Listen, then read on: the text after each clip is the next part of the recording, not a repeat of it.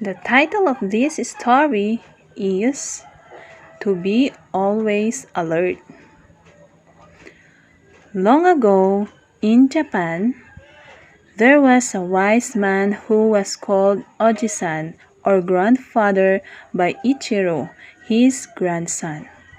They lived on a high mountain overlooking a village and a sea. This small village stood beside the sea. When the water was clear, the village and the children happily laughed and played in gentle waves. But on stormy days, the waves on the sea rolled strongly to the very edge of the town. People then shut their doors and waited for the sea to grow calm again.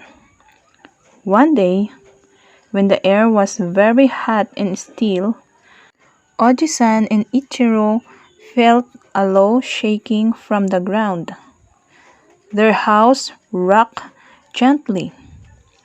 It was not strong enough to frighten Ichiro, for Japan experiences many earthquakes. But this one was queer. As the quaking ceased, Oji-san's keen old eyes looked at the seashore. The water had darkened quiet suddenly. The sea was running away from the land. Oji-san suddenly remembered the things that were told to him in his childhood by his father.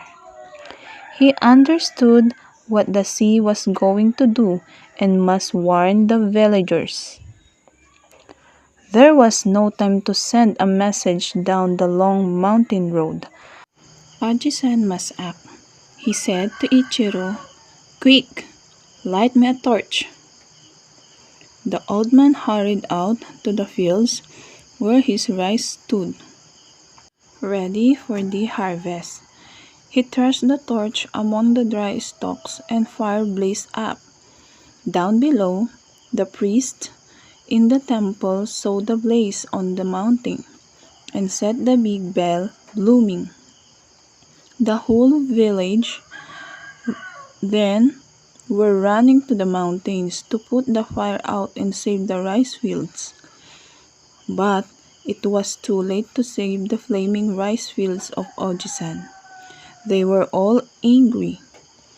They shouted at Oji-san, "Why did you destroy the rice field?" Oji-san didn't say a word. He simply raised his hands and pointed to the sea. "Look," he said. Everybody looked at the sea and saw darkness covering the coastline. The coastline cannot be seen anymore. Only a long, dim, and dark line was visible. The line grew wider and darker. It moved toward them. That long darkness was the returning sea, towering like a cliff and coming toward them very fast. "Tsunami! Tsunami! Tsunami!" shouted the people. They saw how the giant wave struck the shore. When they looked again, they saw the wide, white sea raging over the place where their home had been. It drew back, roaring and tearing out the land as it went. Around the house of Oji-san, no word was spoken. The people were all shocked to see their houses all washed away by the giant waves. Then the voice of Oji-san was heard again, gently saying, "That was why I set the rice field on fire, so you will climb the mountains and be saved."